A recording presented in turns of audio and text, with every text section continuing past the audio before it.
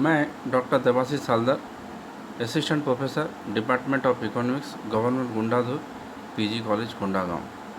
आज मैं आप लोगों को MS second semester paper second macro economics में यूनिट 5, जिसमें एक टॉपिक है ISLM मॉडल। ये विभिन्न टॉपिक है जिसमें वस्तु बाजार संतुलन क्या है, मौद्रिक बाजार संतुलन क्या है, फिर दोनों में कैसे संतुलन किया जाता है, इस सब बारे में बताएंगे। जितने भी ISLM मॉडल के टॉपिक है सभी के बारे में आप लोगों को आज हम बताएंगे। पहला हम लोग ये जान लेते कि ISLM मॉडल से पहले जितने भी ब्याज दर के सिद्धांत दिए गए थे वो सिद्धांत क्या क्या था। ब्याज निर्धारण के जो प्रतिष्ठित सिद्धांत, ऋणयोग्य राशियों का सिद्धांत तथा केन्स के ब्याज निर्धारण सिद्धांत से कुछ अर्थशास्त्री जैसे J.R. Hicks, A.H. हेंसन इससे संतुष्ट नहीं है। उनके अनुसार ये तीनों सिद्धांत ही ब्याज निर्धारण का पूर्ण एवं निश्चित समाधान प्रस्तुत नहीं करते हैं।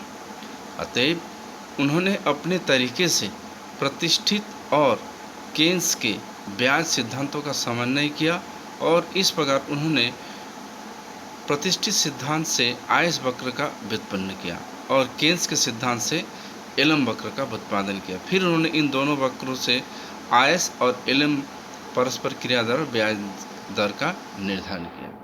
इस प्रकार ब्याज निर्धारण की जो पहला प्रतिष्ठित सिद्धांत, ऋणयोग्य राशि सिद्धांत और केन्स के सिद्धांत था, तीनों जो सिद्धांत में ब्याज निर्धारण के लिए जो सिद्धांत दिए गए उससे J.R. हिक्स और A.H. हेंसन संतुष्ट नहीं थे। उन्होंने तीनों सिद्धांत को पूर्ण एवं निश्चित समाधान प्रस्तुत नहीं करता है ये समाधान दिया। अतः उन्होंने अपने तरीके से केन्स के सिद्धांत का समन्वय किया और इस प्रतिष्ठित सिद्धांत और केन्स के सिद्धांतों को समन्वय कर दिया और प्रतिष्ठित सिद्धांत से उन्होंने आयस वक्र का सृजन किया और केन्स के सिद्धांत से उन्होंने एलम वक्र का उत्पादन किया। फिर इन दोनों वक्र आयस एलम को मिलाकर उन्होंने ब्याज दर का निर्धारण किया। यानी वो आयस को वस्तु बाजार संतुलन, एलम को मौद्रिक बाजार संतुलन और दोनों को संतुलन को आयस और एलम संतुलन को वस्तु और मौद्रिक बाजार के संतुलन के द्वारा उन्होंने ब्याज दर का निर्धारण सिद्धांत दिया। इस प्रकार हिक्स और हिंसन द्वारा पहले आयस और एलम वक्र को किस प्रकार व्युत्पादित किया जाता है, जो इस प्रकार है। आयस वक्र, आयस वक्र ऋणयोग्य राशियों के सिद्धांत से उत्पन्न किया गया। यह वक्र बचत अनुसूचियों और निवेश अनुसूचियों के परस्पर संबंधों की व्याख्या करता है। दूसरे शब्दों में यह वक्र आय स्तरों तथा ब्याज स्तरों के विभिन्न संयोगों पर बचत तथा निवेश की समानता दर्शाता है। इस प्रकार आयस वक्र कैसे व्युत्पादन किया जाता है, जिसे एक चित्र की सहायता से स्पष्ट किया जा सकता है। इस चित्र में जो पहला है वो है एस, यानी बचत वक्र को दिया गया है, जो ए में दिया गया है, और आई क्या है, विनियोग की दर है, और वाई आय की स्तर है।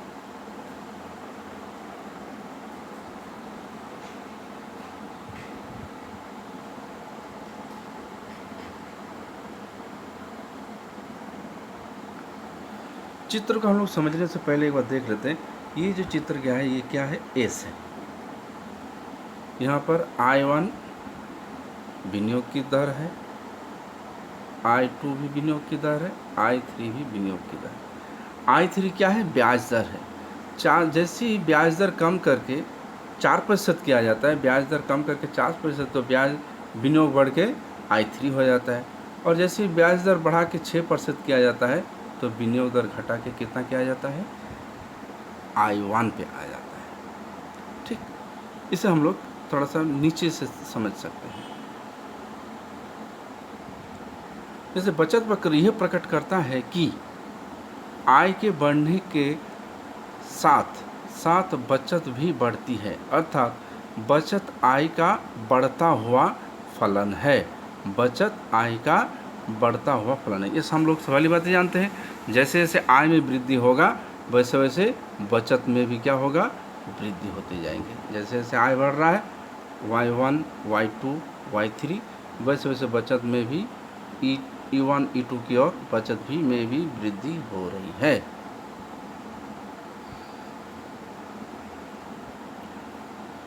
यानी बचत आय का बढ़ता हुआ फंड है। दूसरी ओर निवेश ब्याज दर तथा आय स्तर पर निर्भर करती है। यानी ब्याज का स्तर दिया होने पर निवेश आय के स्तर के साथ बढ़ता है। यानी यदि 5% निवेश वक्र पर आय, यहाँ पर एक समझने की बात यह है कि दूसरी ओर निवेश ब्याज दर तथा आय स्तर पर निर्भर करती है। ब्याज दर और आय स्तर, यानी ब्याज दर का स्तर दिया होने पर निवेश का स्तर आय स्तर के साथ बढ़ता है।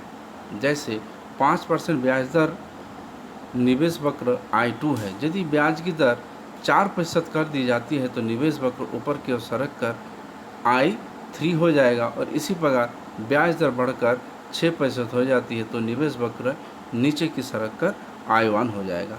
जो हमने पहले आप लोगों को बताया कि यदि ब्याज दर आय स्तर दिया, ब्याज की दर, ये बचत वक्र हो गया आपका। यहाँ पर एक I1 है जहाँ पर 6% बचत विनियोग की दर है। ये I2 है जहाँ पर 5% विनियोग की दर है, बचत की दर, ब्याज की दर है। और ये I3 है जहाँ पर 4% बचत की ब्याज की दर है।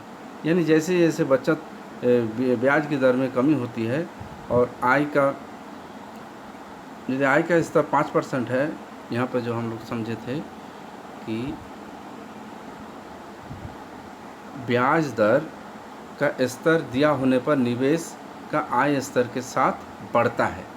ब्याज दर का स्तर दिया होने पर निवेश का आय स्तर के साथ बढ़ता है। यानी 5% ब्याज दर पर निवेश वक्र I2 है। 5% ब्याज दर पर 5% जो ब्याज दर है वहाँ पर निवेश वक्र क्या है, I2 है। और यदि ब्याज दर घट के 4% हो जाता है तो विनियोग बढ़ के I3 हो जाता है, और यदि ब्याज दर बढ़ के 6% हो जाता है तो विनियोग घट के I1 पर हो जाता है। अब चित्र बी में हम लोग लेते हैं। चित्र बी में 6% हो तो ब्याज दर यदि 6% हो तो इस वक्र I1 वक्र को E1 पर काटता है, जिससे OI1 आय स्तर निर्धारित होता है, जो 100 करोड़ रुपया है, जो नीचे की रेखा ए बिंदु पर काटती है। चित्र ए में हम लोग समझेंगे ब्याज दर यहाँ पर कितना है, 6%, 5%, 4%।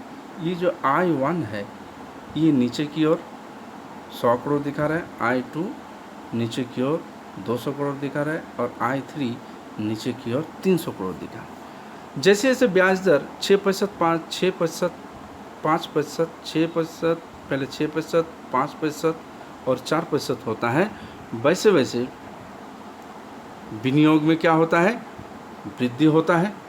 विनियोग में क्या हो जाएगा, वृद्धि हो जाएगा। और आय में क्या होता है, यहाँ पर यदि हम लोग समझेंगे, जैसे चित्र बी में 6% हो और इस वक्र I1 वक्र को E1 पर काटता है, और जिससे Y1 आय स्तर पर 100 करोड़ है, जो नीचे की रेखा ए बिंदु पर काटती है। 5% ब्याज दर पर इस वक्र I2 है जो Y2 पर काटती है। यहाँ पर जैसे ही 6% पर कितना है, ए बिंदु पर 100 करोड़ है, 5% पर बी बिंदु पर 200 करोड़ है, 4% पर सी बिंदु पर 300 करोड़ है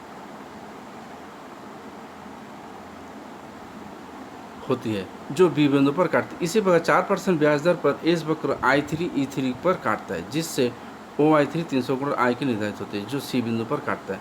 तो इस प्रकार यदि हम इन तीनों बिंदुओं को ए, बी और सी को मिला देते हैं तो हमको यहाँ पर क्या प्राप्त हो जाएगा, IS वक्र प्राप्त हो जाएगा।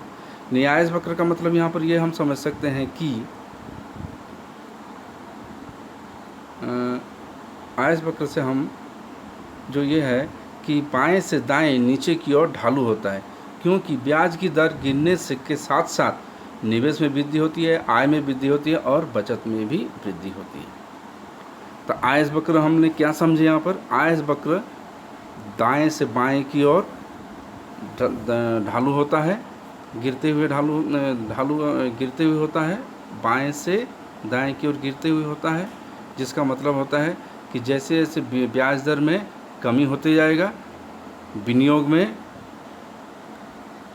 वृद्धि होगी, आय में वृद्धि होगा, आय में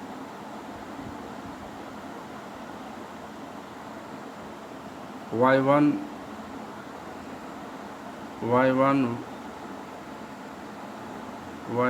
Y2 एंड Y3, ठीक।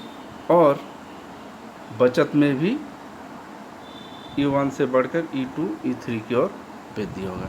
यानी ब्याज दर में कमी हुआ, विनियोग में वृद्धि हुआ, आय में वृद्धि हुआ और बचत में भी वृद्धि होता है। इसलिए आय वक्र बाएं से दाएं नीचे की ओर गिरते हुए होता है, जिसे हम लोग वस्तु बाजार संतुलन भी कहते हैं।